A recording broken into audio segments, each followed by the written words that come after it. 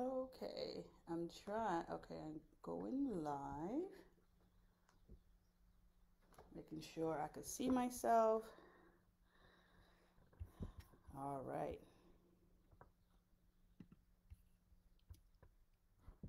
Okay, let's see who else is on here. I'm actually trying to go live on Facebook and on Facebook and on Instagram. This is actually the first time I'm doing that. Normally I do one or the other, but I think I need to get this higher. I think. Okay, I think this is okay now. Yeah, okay, I think this is okay. Just want to make sure I can see myself. I'm looking to the right because I'm looking at, I have my another device that I'm looking over here to make sure that I can see myself for the Instagram. But the Facebook, I'm hoping I can see well on that one as well. Hi, Sonia. I see Facebook. How are you? Thank you for logging in. I'm going to give people a couple of minutes to see who got a chance to log in, and and let's see. Okay, I think I have a delay in one. I think the Instagram is delayed by like 10 seconds or so. All right. Oh, thank you, Sonia. You gotta try. Oh, by the way, I got these for my birthday. One of the sisters actually made that for me. If you guys can see it, someone made it for me, so it's really really pretty. So thank you. It's the first time I'm wearing it, so I gotta make sure I let her know. I'll send her the video when I'm done to be like, look what I wore. So that's actually pretty cool. Oh, so anyway, listen, if you want, I think there's a way of doing this. I just don't remember how.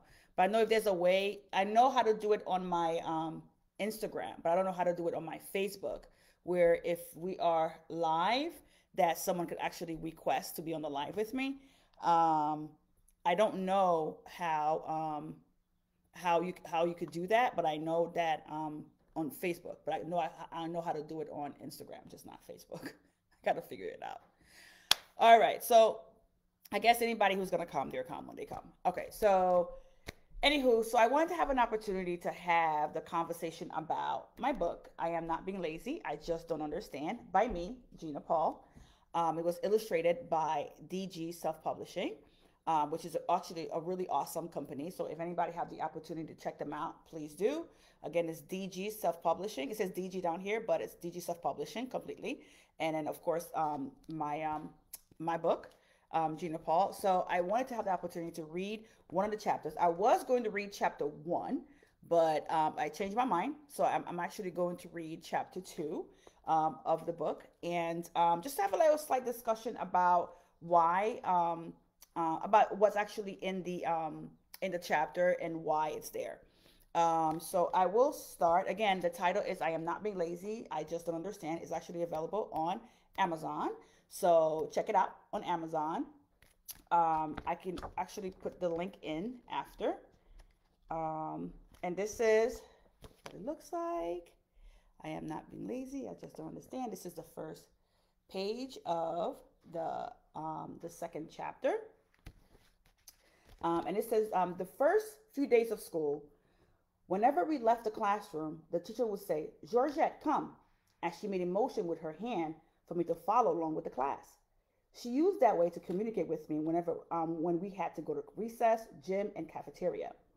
Unfortunately, my first time in the cafeteria was not a good experience. I followed Mrs. Levi, that was the name of the teacher, to the cafeteria, as she led us to a table and then just left. I was completely lost. I did not know what to do, so I followed the class, sat down, and waited. The cafeteria smelled and sounded very different than what I was used to at lunchtime back in Haiti. It was loud, chaotic, and confusing. The children were laughing, going from table to table, and being playful with each other, and some even shouted things across the room to each other. Back in my country, each class was served family style on a picnic style table. We were able to have conversations, however, our voices were not supposed to exceed a certain level. We were not allowed to leave our tables unless it was to go to the restroom, or else we would get in trouble. It was a complete opposite here. I wish someone had prepared me for what to expect. That's the next page. I love, love, love the illustration and in this book. Again, DG Self Publishing is the illustrator. I was hungry and nervous, but I simply did not have the words to ask what we were supposed to do about lunch. Therefore, I sat there and kept waiting. It seemed like forever before I saw a woman with an apron on and a net on her head walk out of the kitchen and call out, "Class 509, get in line." An entire table full of students got up and formed a line where the food was. By the second time the lady came out, I realized that she was calling each table to get in line in order to get food. I observed the kids once in line to see what they were doing so that I would know what to do when when my table was called. When the lady with the apron looked at my table and said, "Class 510, your turn, get in line," I waited until most of my class lined up before I followed them. I was very nervous about eating the food because I had no idea how it was going to taste. Because you know how it is when it comes to food. Since arriving to the United States a little over a month ago, prior to starting school, my mom had only cooked food from my country. Therefore, I had not the opportunity to try new foods yet. I hope that lunch tastes good. When it was my turn to get food, the lady behind the food counter asked me, "You want French fries, hon?" I did not understand what she was asking me, so I said yes, which was what the student before me had answered when the lady had asked her the same question. The lady placed some long, fried, light brown food that what looked like cut up potatoes and 5 circular fried dough-like pieces of food on my tray. So this is what the tray and the food look like. There you go. As I made my way back to my seat in the corner, I smelled the food on my tray a little to see if I could make out what any of that was. I hope no one saw me and thought I was being weird. After sitting down, I took small bites just in case I didn't like them. I realized that I was right. The light brown food was potatoes. I later learned from one of my siblings that the circular, fried dough looking food was called chicken nuggets. However, oops, lost my place. Chicken nuggets. Okay. I had never seen chicken or potatoes served like that before, but I liked them. For the first few days, lunch was not bad. We had French fries, chicken nuggets, burgers, pizza, which I loved, and beef patties. However, on the 4th day, we were given something meaty and mushy that the lunch lady placed between 2 pieces of bread called a sloppy joe. I did not like it at all. I saw some kids eating peanut butter sandwiches, but I did not know how to ask for that. Therefore, I did not eat lunch that day. The lunch period was boring and lonely. It would not have been so bad if I were sitting with a friend. However, I always sat alone at the corner of the table, watching the kids talk, laugh, and eat in groups. So this was actually the chapter 2 of my book that I just read, and this part of it is actually something that's very not only just interesting, but something that's very important as well. One of the most important things in the school is, of course, making friends. That's one thing. But 2 is also knowing what's happening around you. And, in the character, Georgette, she kind of follows and see what's going on and see what she needs to do. So she'll follow the friends and she'll follow because she's like, okay, what's going on? Let me see what this one does. But it's not every kid that would actually be at street smart to actually say, okay, let me see what's happening and not freaked out by it. Because a lot of the time, children freak out. They freak out when something is new, when something is not explained. Because in the book, when it says the first part in the first part of the chapter, in the first paragraph, the teacher actually walked them to the cafeteria and then she just left. There was no explanation. There was no, hey, listen, this is what's going to happen. There was no preparation as to what to expect. And unfortunately, this happens a lot, to many of us, whether we are in adults or children. And unfortunately for children, it could be traumatic. Those kind of, and I know sometimes parents don't realize how traumatic those kind of events can be, but they could be very traumatic to children. When you walk in a place where you don't speak the language, where you don't know anyone there, where no one is really going out of their way to like help you, it gets hard. Hi, Michael. Hi, Richardson. Is she eating the chicken nuggets, Mike? Hi, Marie. Thank you guys for logging in. Oh, thank you. Hi, Maria. Thank you guys so much for logging in. Oh, my sister-in-law just logged in on Instagram. Hi. Hi, Natalie. So it definitely has been one of the situations where I know for me how hard it was for me when I first came to the United States and having to sit at tables and have no clue what's going on is rough. It was a very, very rough situation for me. And I sat there and I remember just looking around trying to figure out what's going on. And of course, you dress differently. And what people are unaware of is that when you come from a different country, your smell is different. People don't, I don't know if anybody who travels will actually get this. I travel a lot. So you actually understand that each country have a very unique scent. When you land and you take that first smell, and it smells different. So when someone who lived in a different country for so long, all of a sudden you come into this new country, your scent is different. I guess for me, I don't know if anybody else. I think for me, that I was very. I am one of those people who's I'm very scent oriented. So smell is something that I do a lot. Like I smell things all the time, and that's why I don't wear a lot of perfume. I don't because it's something. Sometimes they're very strong, and Sonia Honore, who's there, she knows because we travel together, so she knows. Like I'm very scent oriented, and when you come from a different country and your smell is different, your clothing is different, the way they do your hair is different, because if you're from the Caribbean, you got the certain way you do your hair, while all the other kids, in the United States, they have different way they do their hair, so you look different. So you already look different, you smell different, and now you don't speak the language. That could be very, very traumatic to a child. And whether like for me, I'm a very talkative person by nature. Um, and for me as a child to sit down and like, okay, this is what I'm going to do, da, da, da, and you get into the school, it's like your voice box was cut off. That's how I felt. I felt like my voice box was cut off because I had no way of communicating. Trying to communicate with like, because I don't know sign language, so little, pointing and trying to look, and people trying to tell you something, you're like, and it's not because you've been like you just don't want to, or like the book title said that you're being lazy. It's just that you have no clue. You have no idea. You try, but you just have no idea because the fact that it is very rough. It is very hard to come from a different country. So, oh, thank you. I'm glad she loved the book, Mike. I was really excited to read the review you had on Amazon. So I'm really really grateful that she liked it. Yes, that is true, Sonia.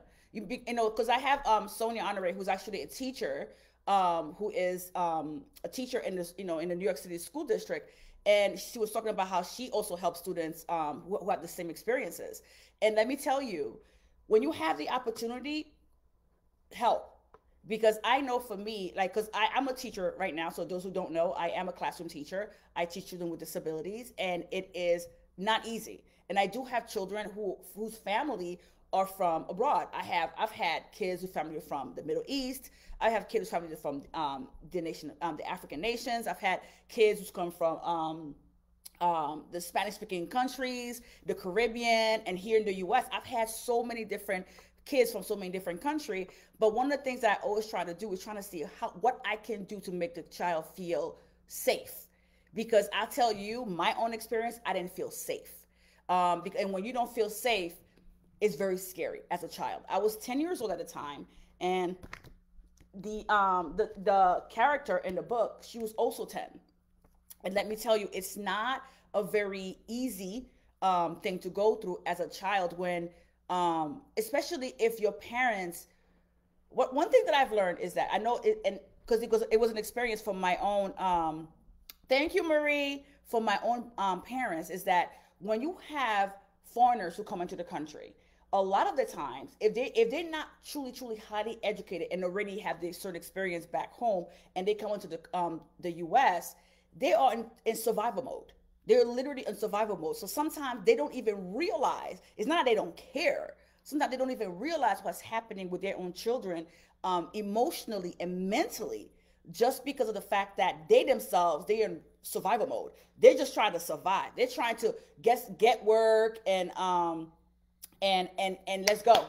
Let's hey Jimmy, it's just get work and keep it moving and try to keep a roof over the kids' heads and food in their bellies and clothes on their backs, and as long as they're going to school, they're like, okay, that's what matters right now. But sometimes it is the emotional and the emotional part of the children is neglected. And unfortunately, I know I went through it. Like, the emotional part was neglected. And like I said, it's not because the parents don't love the children or they don't want to do what's best for the children. It's just that sometimes the parents are in survival mode and they're just trying to survive. They're like, I'm just trying to make it happen, And a lot of the children, unfortunately, are traumatized. I remember, like, with even in the book, there's definitely in later chapters that there's certain circumstances that came up that sometimes parents don't even bother asking questions because they're thinking, they're children, they'll be fine, they always land on their feet. But sometimes that's not, because you don't know, one incident can leave a lifetime of scar. And that's one thing that a lot of people don't realize. And I want any parents who is watching this, who are or even teachers or educators, who have children who are L's, like the foreign language children, and who are new to the country, whatever the case may be, provide that support, because trust me when I tell you, they need it. A lot of the times they might seem, it's on Amazon, Marie. You can find, it looks like this. Oops, you over here. It's on Amazon, so you'll be able to find it. Thank you so much for the support, hun. So it's just one of those things where sometimes, I know there's so many people here, because Marie Jean, well, actually, her and I went to school together. We were in a bilingual class together, actually, right, Marie? We were in a bilingual class together when we were in junior high school. So when my first year in school in the U.S., I was a fifth grader, and I was in an all English speaking class. And I did not speak a lick of English. My parents trying to learn some stuff, and they taught me one phrase: I don't speak English. That was my phrase. Wherever I go, that was my phrase: I don't speak English, because I didn't. I spoke no English. So therefore, it was rough. So anybody starts up like, I don't speak English. So now we're trying to figure out how else they can help. So as educators, as parents, as classroom paras, as classroom teachers, please, any help you can provide for your students, whether they are your students or someone else's student, it's okay. Because listen, they're children. Any help you can provide, if you speak their language and somebody and the teachers don't, any help you can provide, do it. I've done it where, I've translated for parents, I've translated for kids, because we need that. We need to be able to help one another. We need to be able to help the kids, because it's rough. Because Marie, I don't know if you remember, us being in school and getting teased. Marie, okay, this is gonna be really bad. Sorry, y'all, I have to say this, but when Marie and I, I think we were like 11 or something like that. We got into a fight. Marie, it's called I Am Not Being Lazy. I just don't understand. I could actually put I'll put the link on there for you. Marie and I, I'm so glad she's on here. She's on the Facebook side.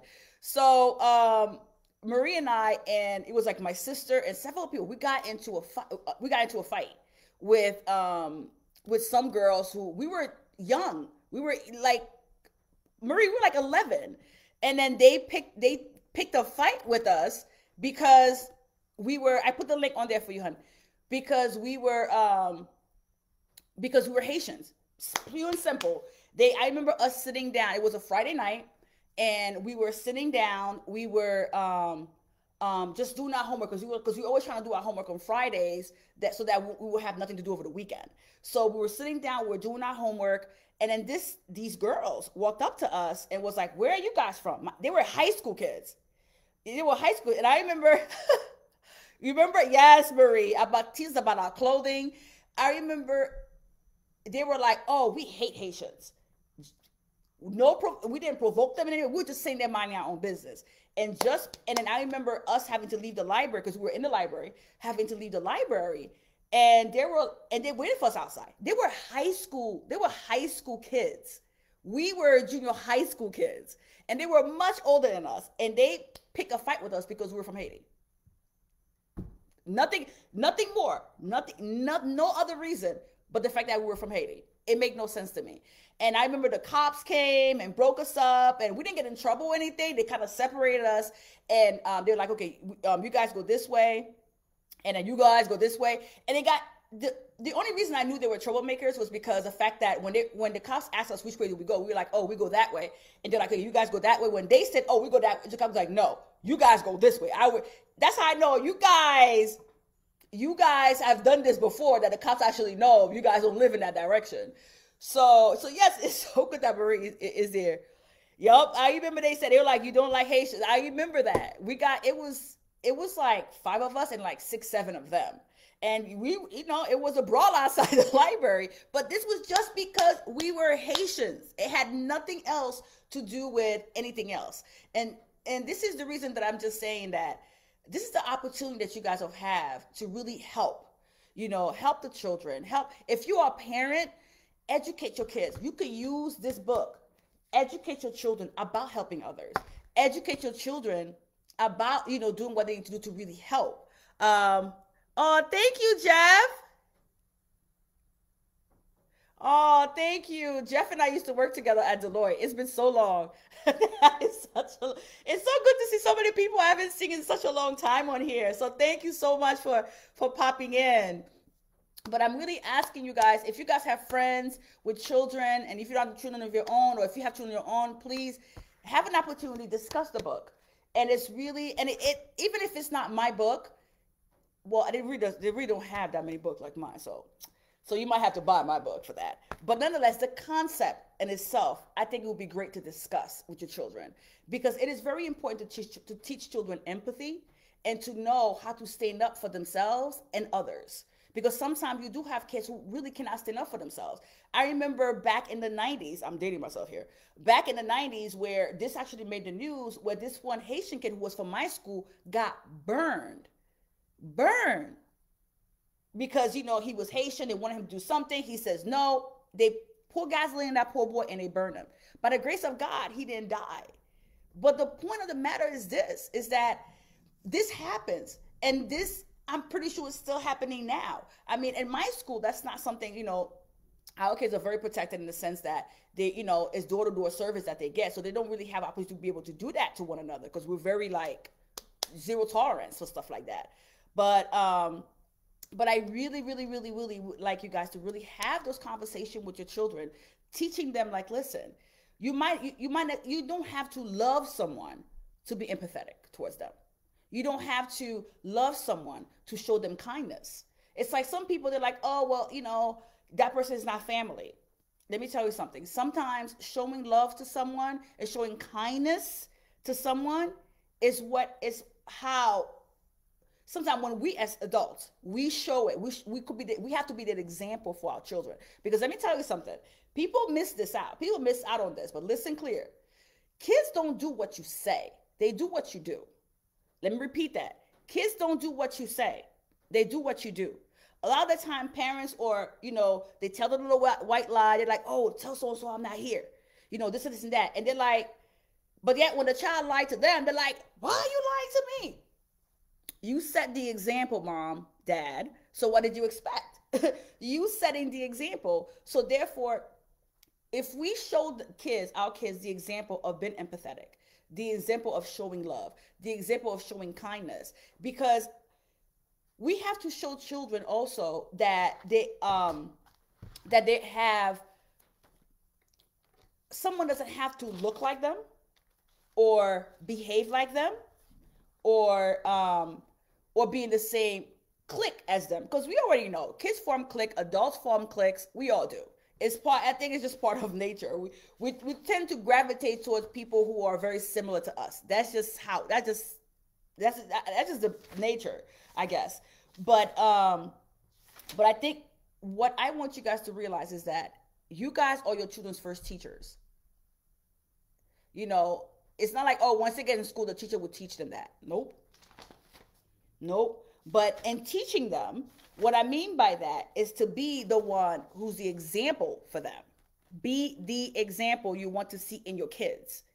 And if that means, I'm sorry, I'm looking through my notes, which I can't find what I'm looking for. But if that means for you to go out of your way to have that child sit down and have that conversation, do that.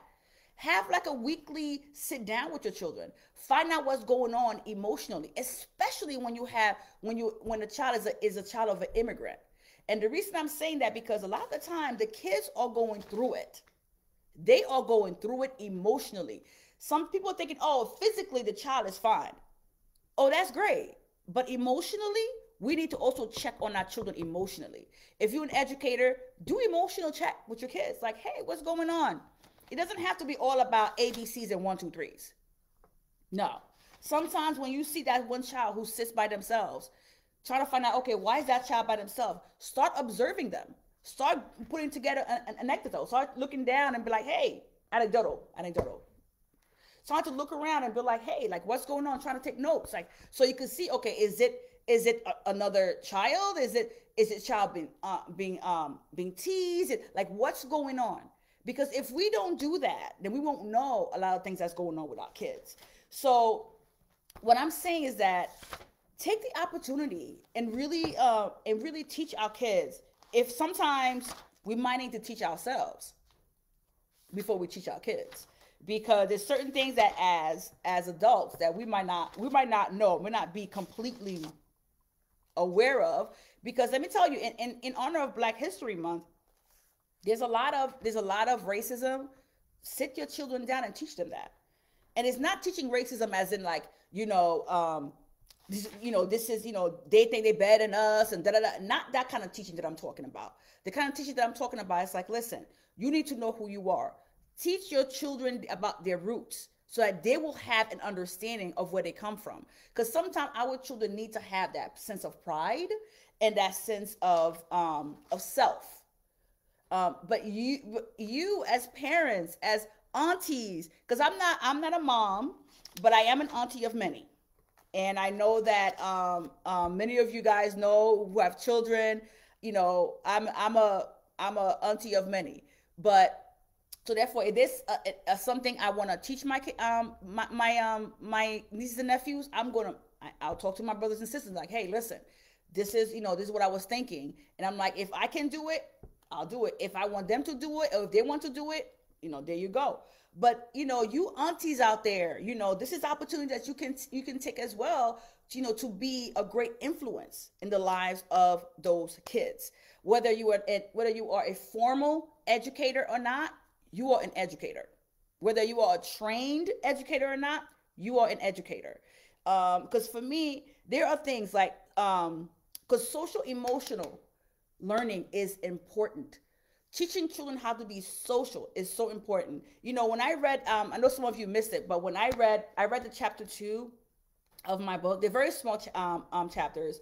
I read chapter 2 of my book, and part of it was that Georgette, the character, was sitting by herself in the cafeteria. Everyone else is laughing, running around, joking around, but she was by herself. But the question is, where were the teachers and the educators who were watching the kids in the cafeteria to see what was going on? What does she need? How does she need it? What kind of support can be provided for children like Georgette? And let me tell you, peer support, I kid you not, I know parents as adults, we want to be the one who provide the support for our kids. Sometimes peer support is even better than adult support. Because sometimes kids listen to their peers, But so therefore, if you can have that conversation in the classroom or in the home, if you have that conversation, like, listen, if you see this, this is the best way of handling it. If you see that, this is the best way of handling it. Because I remember being in junior high school, we used to get into fights all the time. And it had nothing to do with us being bad kids or something. But the teasing was non-stop. I remember walking down the street, minding my own business. We just came from school, and when I went home, it was like we had to start walking in the groups because of the fact that we knew if you were by yourself, that was a recipe for disaster.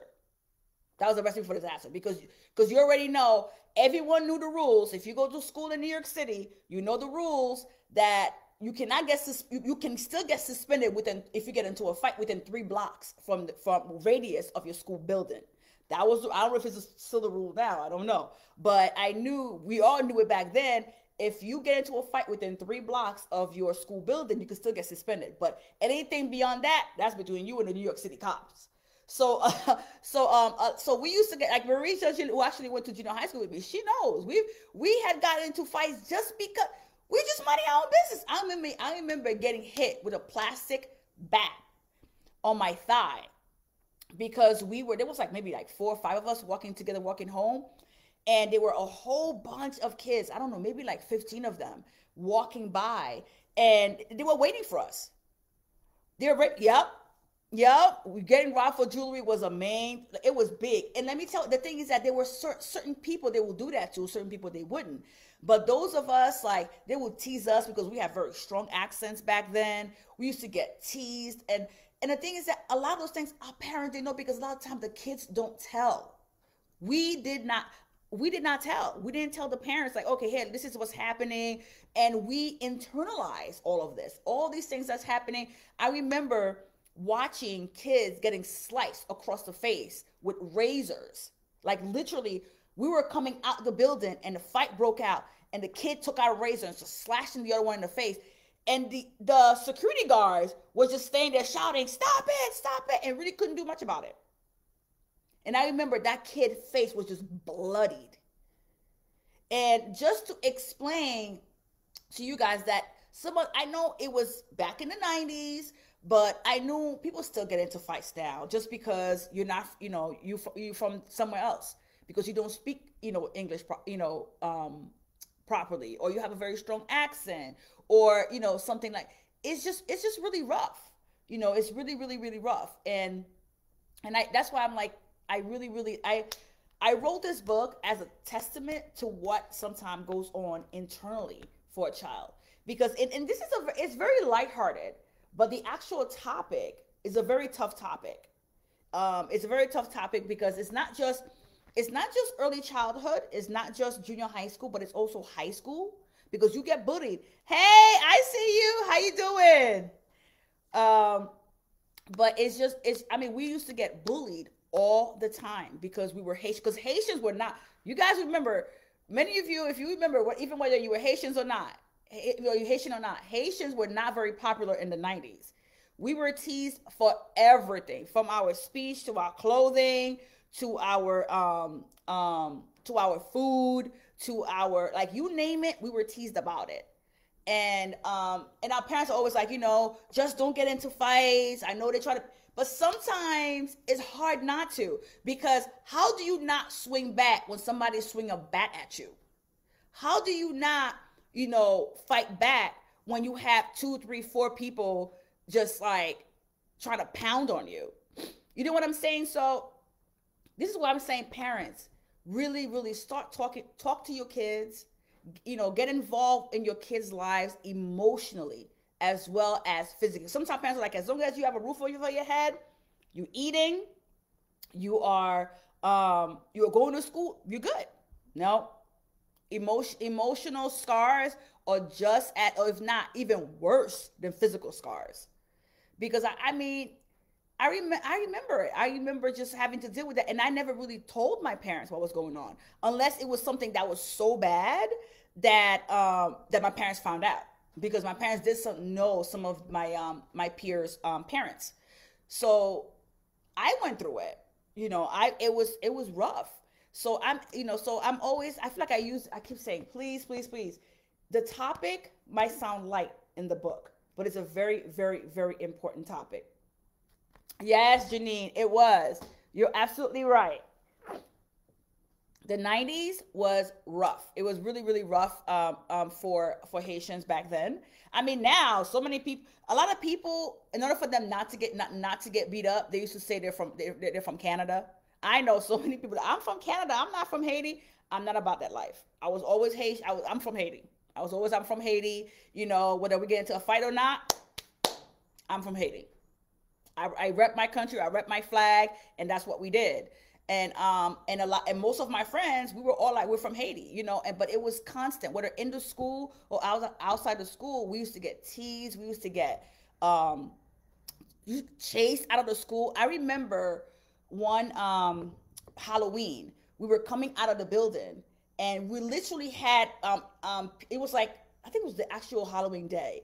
They take the egg and they'll put it in the freezer, and it gets really hard. And then they used to wait for us outside. The second we come out, they'll throw it. I mean, kids had like egg size bumps on their heads, bleeding. I mean, to the point where some Haitians will not send their kids to school on Halloween day. If Halloween falls on a weekday for school, they won't even send their kids to school, because we already knew what was going to happen. And a lot of the time, it's not even other junior high school. It would be the high school that was like a couple blocks from us, who used to come and wait for us outside. And again, and a lot of the time, it's kids from the Caribbean who used to do that to us. It's not just kids who were from here. It was kids from the Caribbean. I'm like, we're no different than you. The only difference is, it's like, you're from an English-speaking Caribbean, and we were from a French and Creole-speaking Caribbean island. That's it. But we used to get into fights all the time, and it was really, really rough. And and this is why I really, truly, truly believe that you teach kids while they're young to be empathetic, to know how to really be there for their friends, how to really support their friends, not getting into fights, but just knowing that, because sometimes just supporting another friend, when you have, because I remember the reason we used to walk around in groups was because if there's 2 or 3 of them, there's 7 of us, they're less likely to try to pick a fight with us.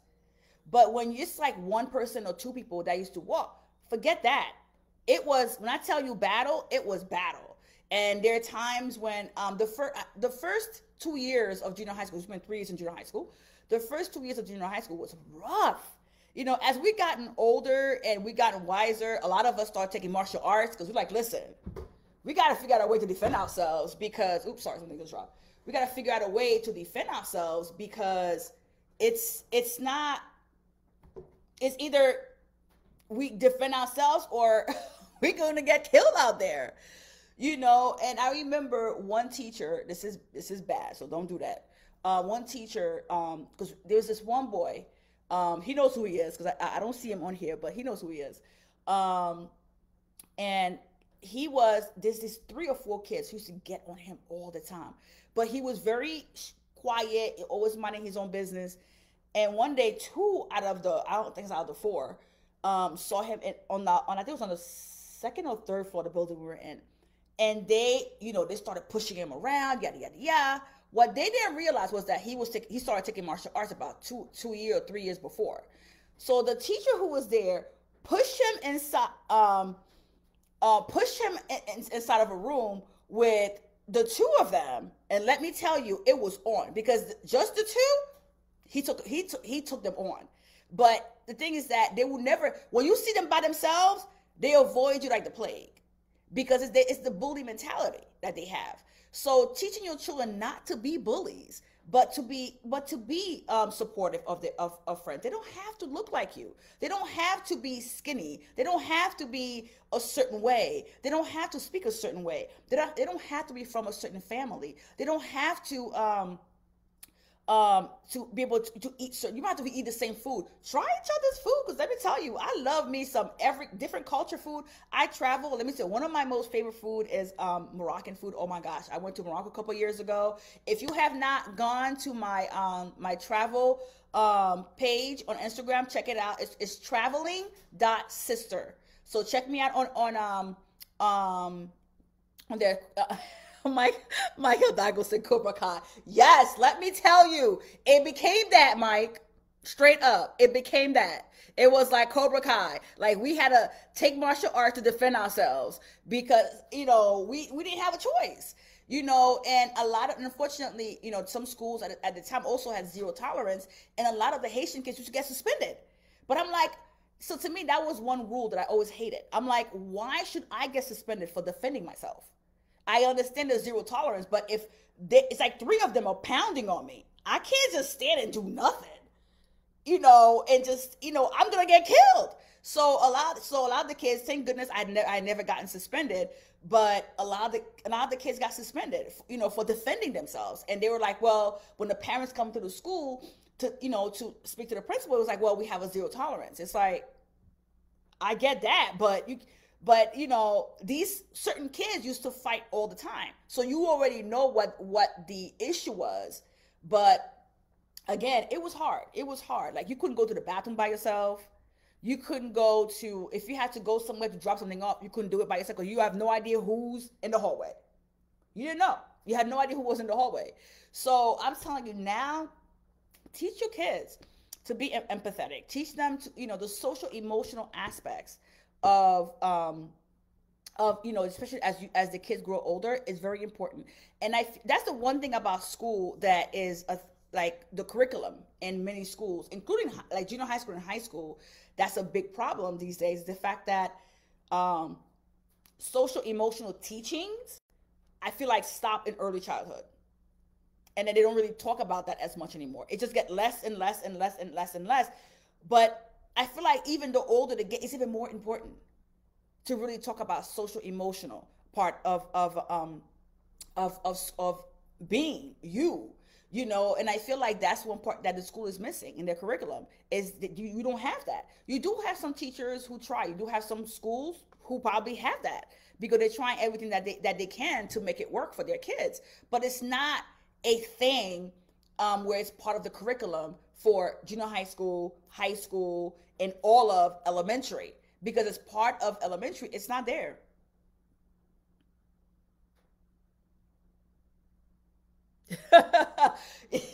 You know what?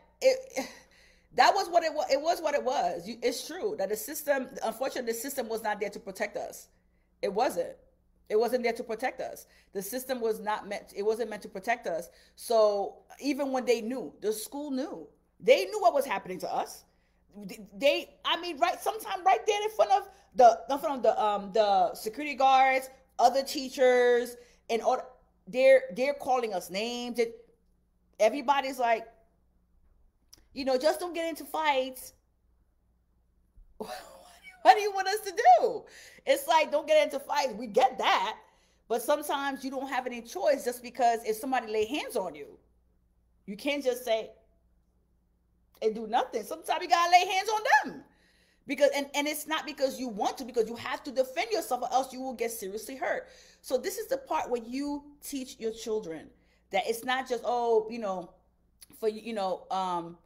for them not to be the bully. It's not just, let me rephrase that. It's not just to teach them not to bully other kids, but also to teach them to stand up for other children who are being bullied.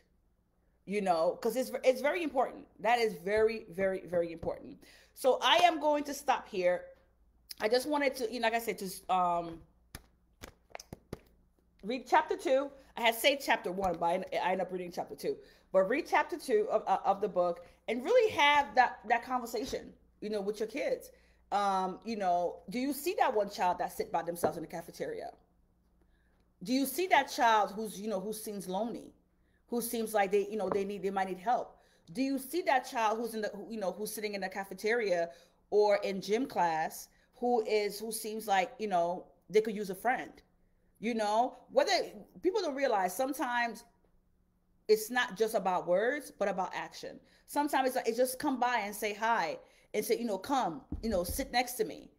That is, you have no idea how important that kind of stuff is. Oh, it's there. Here, I'm gonna put the link right here. There you go. So I'm asking each and every one of you guys, if you have if you have those children who need the help, teach your kids to be empathetic. Teach them to be like, hey, observe who's around you, who might need your help. And it's not just during Black History Month or doing like a moment in time, but let this be a constant thing. Let this be a constant way of really helping, helping each other, helping others, because like I said, social emotional is very important for our kids. All right, so thank you so much everyone for logging in. You guys were awesome, and thank you for participating. I love the comments that were being made on Instagram and on Facebook. So I will see you all next week Sunday. I think I will have a guest next week Sunday. So I'm trying to every 2 weeks or so maybe read a chapter of my book, but then I'm trying to have guests that come in, and so I'm hoping to actually have a parent for my next week live. Okay, so it's kind of hard to do the Instagram and Facebook at the same time. I don't know if it's something I want to do again. Maybe when I read my book I could do both, but when I have on a guest I'll just do one or the other depending on what my guests have. But again, thank you so much, and please have the conversation with your children. Thank you, Mike. And if you're an educator, have it with your classroom. Talk to your parents about talking to their children about being empathetic, and have them talk to their own children about their own emotional well-being. Don't just say, hey, how you doing? And the child says, I'm good, and you just walk away. No, like, what was good about it? What was good about today? Oh, what happened? What happened in gym class today? If they had gym, what happened in ELA today? Oh, okay. How about your friends? How was so and so? Learn who your kids' friends are. How was so and so? Oh, was so and so good today? What happened? Learn what you need to know about your kids, and learn who's in their environment. Because let me tell you something. You learn so much just from a couple of different, just from those simple questions. It might seem simple, but you are making your mental notes, or sometimes you might have to write them down to remember who's who, because that's how you teach your kids. That's how you learn yourself. Oh, thank you, Sonia. Love you back, my friend. So I'm asking you guys, take the opportunity, teach your kids, and learn your kids. Ask them deep questions about what's going on. Like, hey, what's going on in class? What's going on with this teacher? What's going on? Because I tell you, I got another story I have to tell you guys, but I'm going to have to wait. In a couple of weeks, I'll tell you that story. But nonetheless, so thank you. I keep saying goodbye, but I'm still here. This is the talkative side of me. So thank you so much, you guys. I will see you guys next week. All right. Bye. There you go. And